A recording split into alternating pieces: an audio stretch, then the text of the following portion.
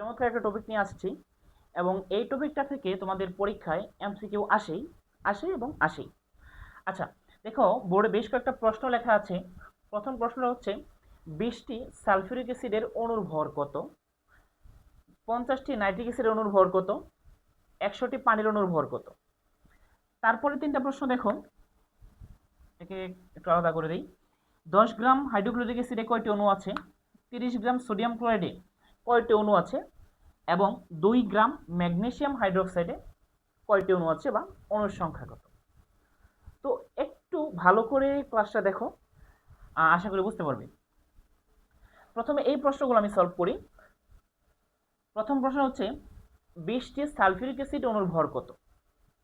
আচ্ছা, তুমি যদি একটি অণুর ভর বের করতে পারো, যদি একটি অণুর ভর তুমি যদি সহজে বের করতে পারো, তারপর যে 20টি চাই তোমার কাছে, তুমি এটাকে 20 দিয়ে গুণ দিয়ে দিবা, 20টি অণুর ভর চলে আসবে। যদি 50টি চাই, একটি অণুর ভর যদি বের করতে পারো তাহলে 50 দিয়ে গুণ করলে তো 50টা অণুর ভর চলে আসবে।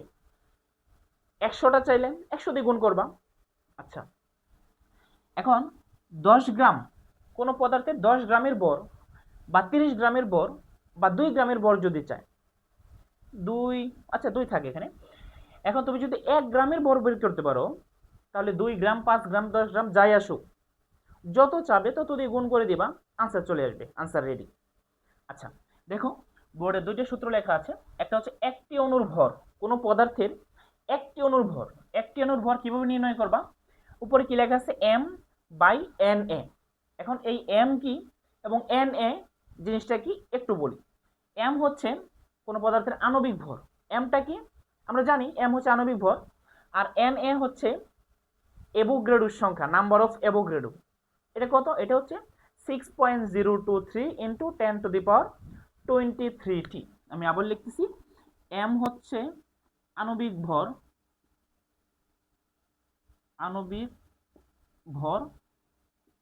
আর এন এ হচ্ছে 6.023 ইন্টু 10⁻23, এতটি। কি লিখলাম না, এই সংখ্যাটা জাস্ট থাক।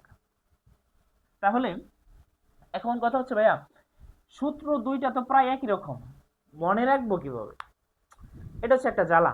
আচ্ছা, সহজে মনে রাখতে পারবা। তোমার কাছে যদি ভর চায়, অণুর ভর চায়, তাহলে তুমি আণবিক ভরটা উপরে রাখবা।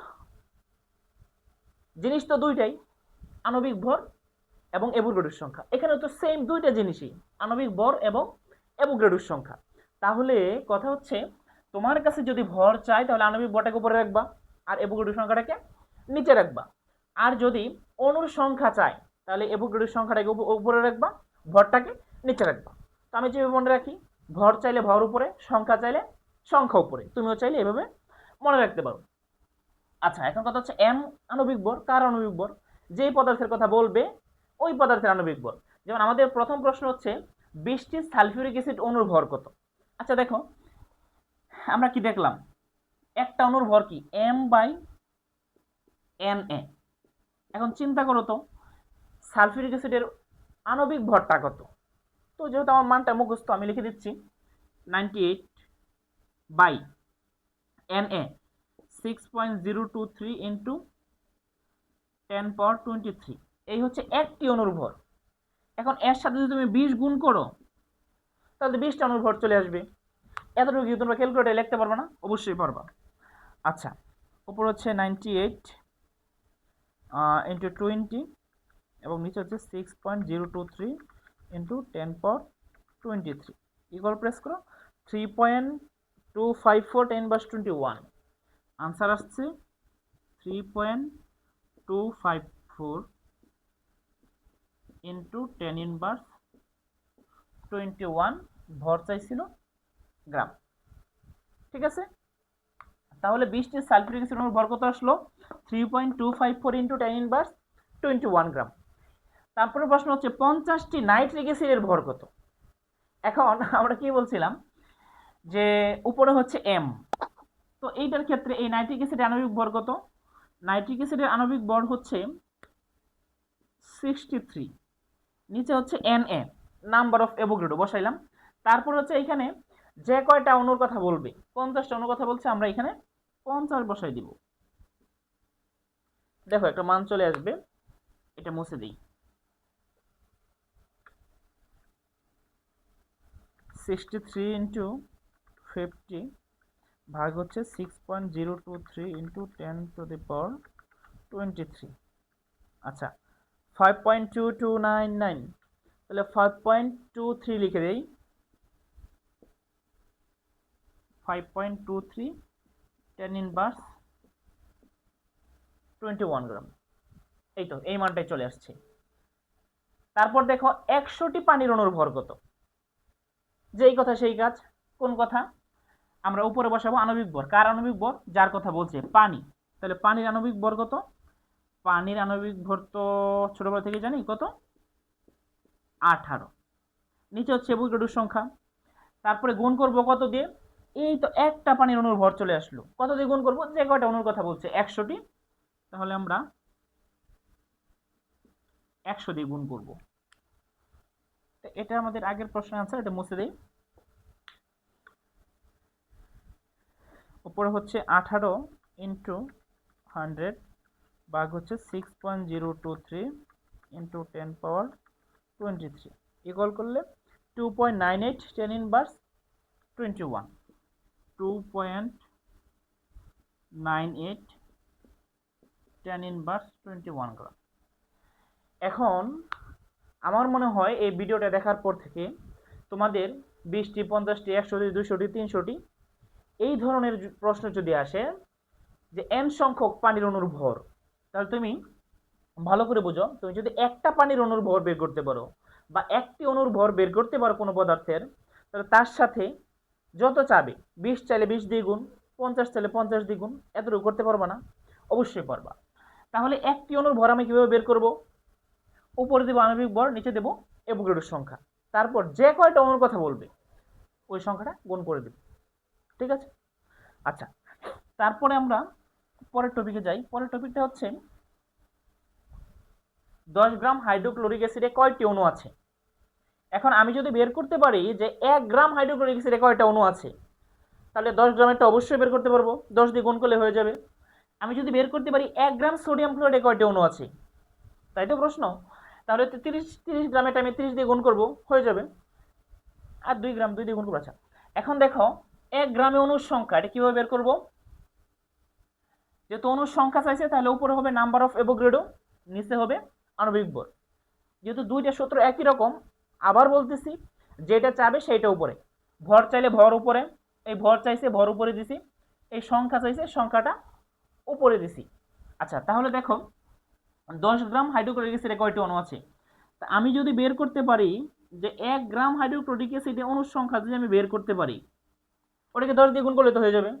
আচ্ছা, তাহলে 1 গ্রাম কেউ বের করবো, উপরে দেবো নাম্বার অফ অ্যাভোগাড্রো 6.023 ইন্টু 10⁻23 ভাগ হচ্ছে ওই পদার্থের আণবিক ভর। তাহলে HCl এর আণবিক ভর কত? শোনো, কিছু আণবিক ভর যেগুলো খুব আমাদের প্রয়োজন, ব্যবহারের ক্ষেত্রে প্রয়োজন হয়, আর বিভিন্ন ক্ষেত্রে প্রয়োজন হয় এই অঙ্কগুলো করতে গেলে ষষ্ঠ অধ্যায়ের, তো তোমরা কিছু আণবিক ভর মুখস্থ করে ফেলবা। বুঝতে পারছো? আচ্ছা, তারপর হচ্ছে HCl এর আণবিক ভর কত? HCl এর আণবিক ভর হচ্ছে 36.5। তাহলে এই যে একটা 1 গ্রাম, সরি একটি না তো, 1 গ্রামে কয়টি অণু আছে সেই সংখ্যাটা চলে আসলো। এখন আমার প্রশ্ন আছে 10 গ্রামে কয়টি অণু আছে, আমি তার সাথে 10 গুণ করে দিলাম, এই তো এখন আনসার চলে আসবে 6.023 তো 10⁻23, তার সাথে গুণ করব 10 ভাগ হচ্ছে 36.5। তাহলে 10 গ্রামে অণু হচ্ছে 1.65 10⁻23, 1.65 ইন্টু 10⁻23 টি। আশা করি বুঝতে পারলাম। আচ্ছা, তারপর 30 গ্রাম সোডিয়াম ক্লোরাইডে কয়টি অণু আছে? আচ্ছা, আমি যদি 1 গ্রামেরটা বের করি, কিভাবে বের করব? উপরে নাম্বার অফ অ্যাভোগাড্রো, ঠিক আছে, নিচে হচ্ছে আণবিক ভর, কারটা? সোডিয়াম ক্লোরাইডেরটা। আচ্ছা, এখন দেখো সোডিয়াম ক্লোরাইডের আণবিক ভর কত? আচ্ছা, সোডিয়াম হচ্ছে 23 আর ক্লোরিন হচ্ছে 35.5, তাহলে 58.5 হয়। বসাইলাম 58.5, এই চলে আসলো 1 গ্রামে কয়টি অণু আছে। তারপর আমাকে প্রশ্ন হচ্ছে 30 গ্রামে। তো 1 গ্রামে যে কয়টি আছে তার সাথে 30 যদি আমি গুণ দেই তাহলে তো আমার 30 গ্রাম এটা চলে আসে। তাহলে 6.023 তার সাথে গুণ দিব